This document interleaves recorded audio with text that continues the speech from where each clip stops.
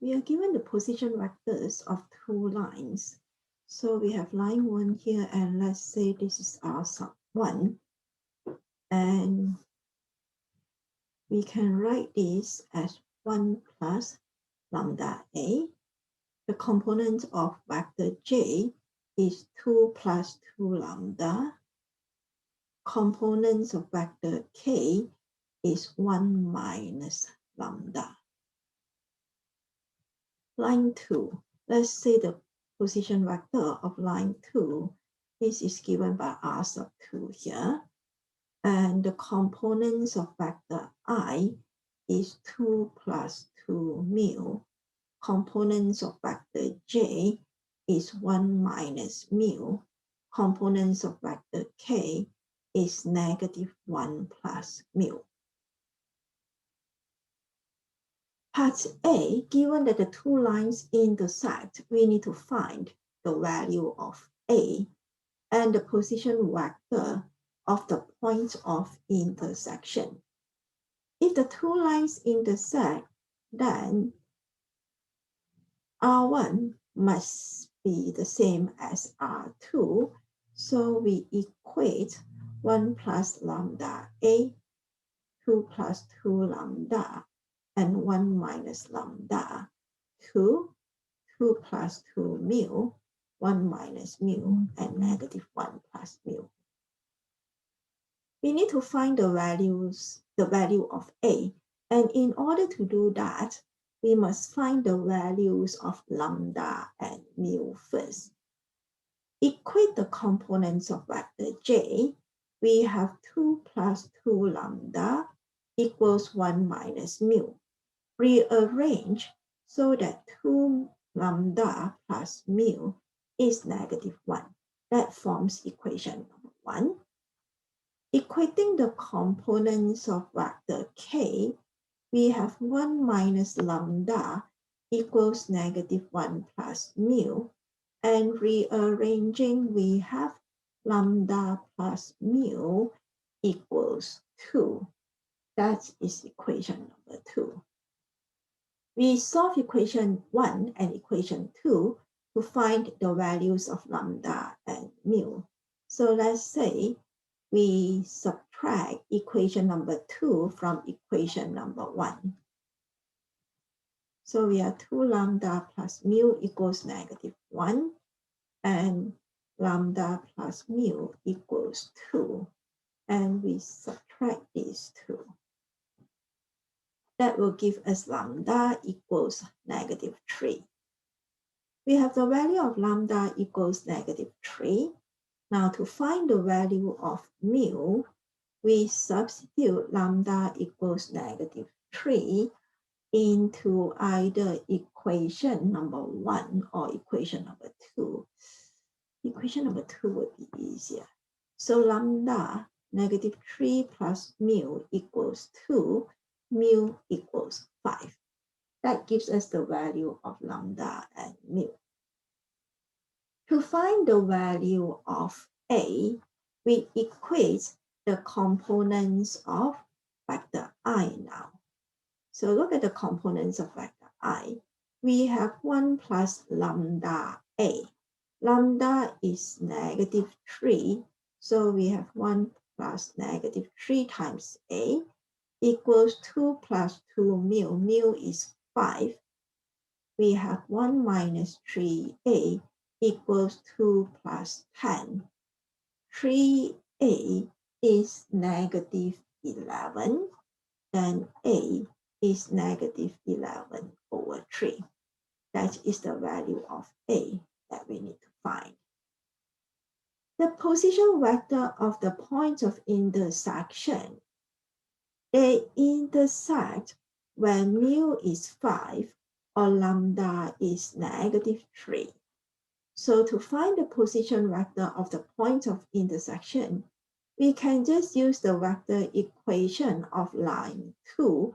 We replace mu with 5 and you get the position vector.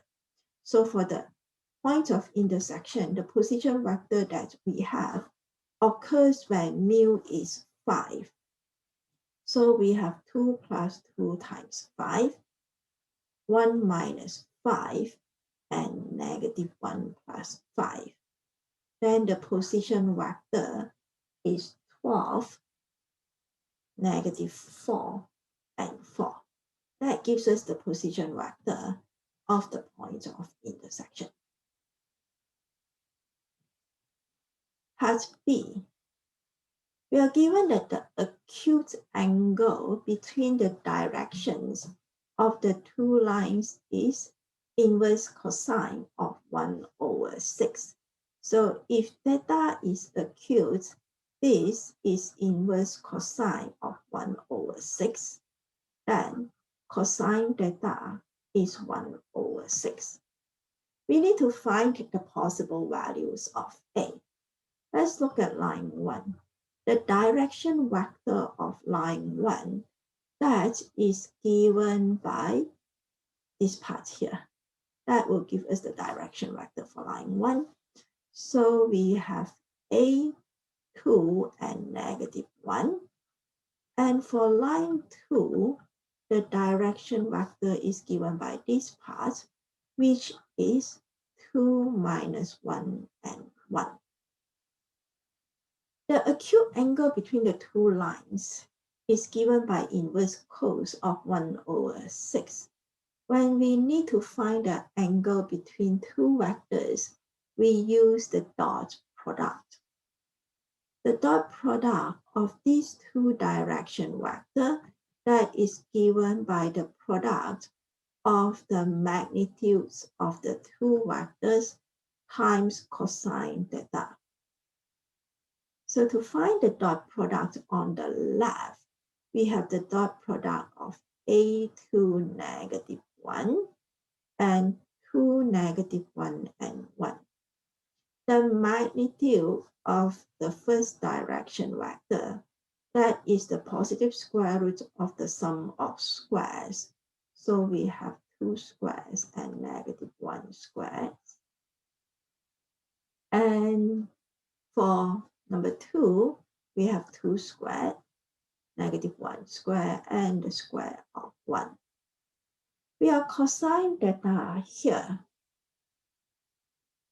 Cosine theta is 1 over 6 under the condition that theta is acute. Now let's look at this part here. We have the dot product. We do not know the value of A. This dot product could be positive or negative. For this equation to be true, cosine theta could be positive or negative 1 over 6, because the magnitudes are certainly positive. If this dot product is positive, then cosine theta is 1 over 6.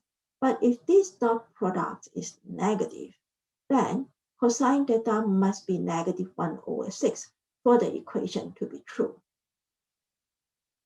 The dot product on the left, that is 2a minus 2 minus 1. And on the right here, 4 plus 1 is 5. We have a squared plus 5. And 4, 1, and 1, that would be square root of 6. And we have plus minus 1 over 6. The dot product can be simplified to 2a minus 3. That plus minus sign we can put in front so that we have square root of a squared plus 5, square root of 6, and 1 over 6. We can now square both sides.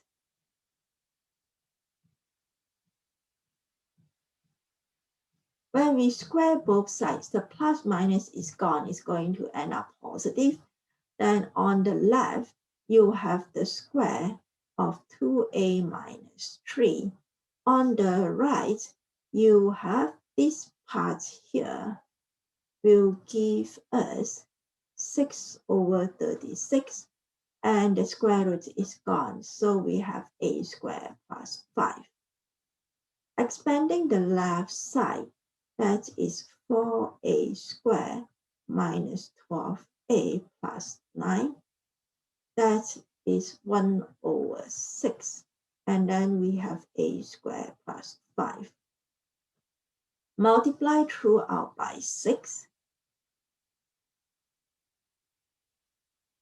We have 24a squared minus 72a plus 54, and that is a squared plus 5.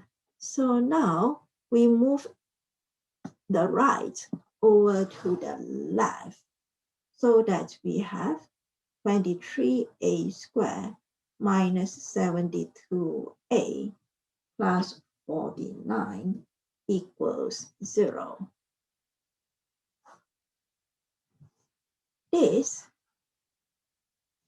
can be factored into 23a minus 49 and a minus 1,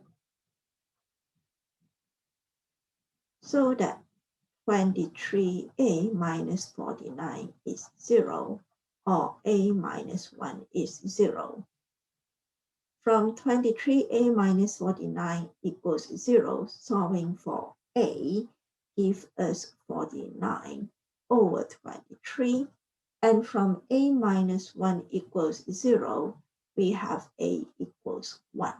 These are the two possible values of a.